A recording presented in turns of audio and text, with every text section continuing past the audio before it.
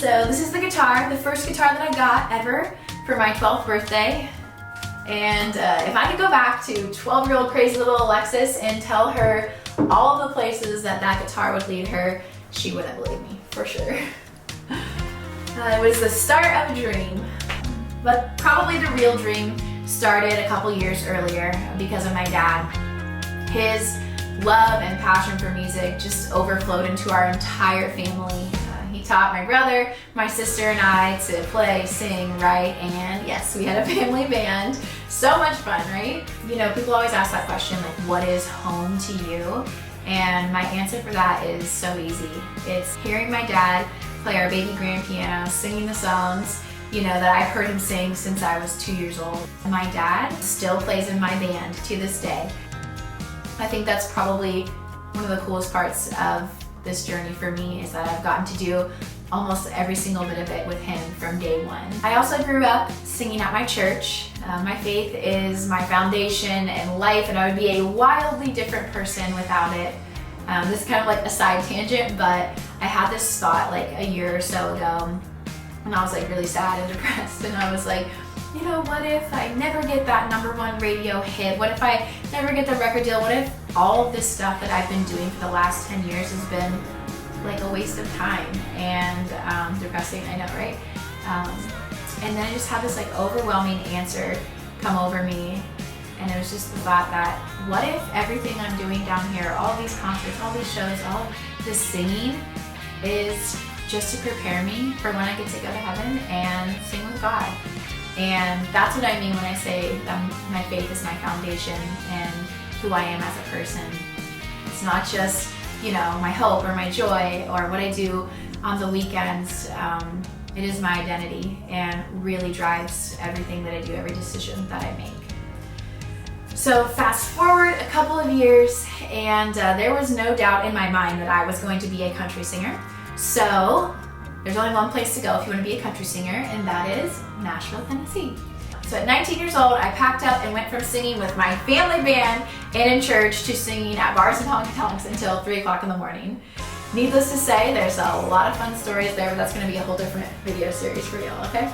But all kidding aside, I really learned so much from my time down there. Not to mention just learning so many songs, got comfortable on the guitar, comfortable on stage, met other musicians who, you know, helped me, made me better, and saw a lot of good competition, realized I was gonna have to step up my game and work really hard to make it in this industry.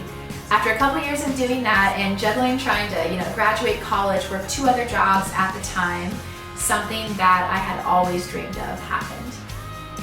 It is just so wild to, you know, sit back and think about all of that. I sometimes still can't believe it even happened.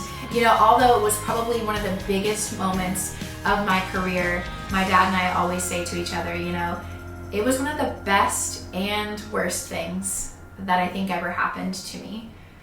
The best, obviously, because I got to start living out this dream that I had always wanted and been working for over the years, but also along with that, something's changed, mostly inside of me internally. It felt like I had set a new bar for myself that was not only going to be so hard to meet and reach, but let alone exceed. And you know, the question that I always dreaded and that I kind of still do to this day is, so Alexis, what are you doing now? I know that every person that's asking me this is just asking out of love and support and excitement. But for me, I took that as I wasn't measuring up. I wasn't doing enough. I wasn't enough. Sometimes I didn't have an answer to that question. It was, I'm doing nothing, or I don't know what I'm doing, or I tried but I failed, or I'm waiting for this response, or it got rejected here. It just became an overwhelming amount of pressure that I started to put on myself. And even though I got to travel and tour and share the stage with people I had looked up to and listened to my entire life, if I'm being honest, on the inside, I felt like I was failing. And I think that's probably my biggest regret in my music journey, is that I didn't enjoy the journey for a good majority of the time. I found myself just trying to fit a mold, trying to find the perfect song, the 3-minute hit, chasing anything that I could for streams and views and likes, And it was just so unfulfilling and honestly at times not fun. I don't want people to think that I'm ungrateful for this amazing journey or that I've been so unhappy for this entire time, but I would be lying if I didn't say that there were definitely struggles. And this last year has probably been the most successful of my career. I never thought that I would be in a stadium full of people that knew a song that I wrote, that I got to sing for and heard them singing it back to me.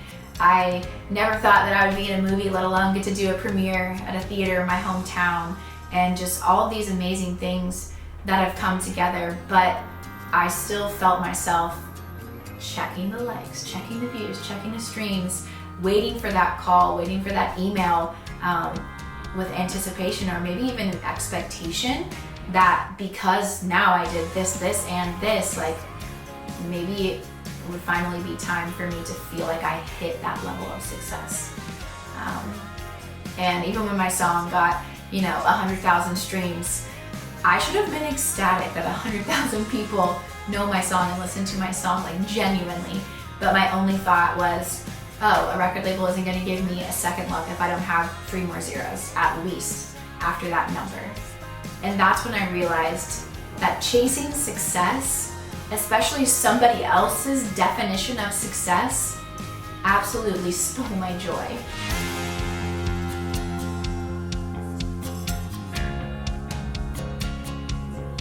But I'm taking it back. I'm finally writing songs that mean something to me, songs that tell a story, that share a memory that I hope and believe that other people are going to connect and relate to. And I'm going to be just as happy whether I'm singing for 10 people in the crowd or 10,000 people in the crowd, because I know that the one who really matters is the one that I'm always singing for. I'm finally redefining success.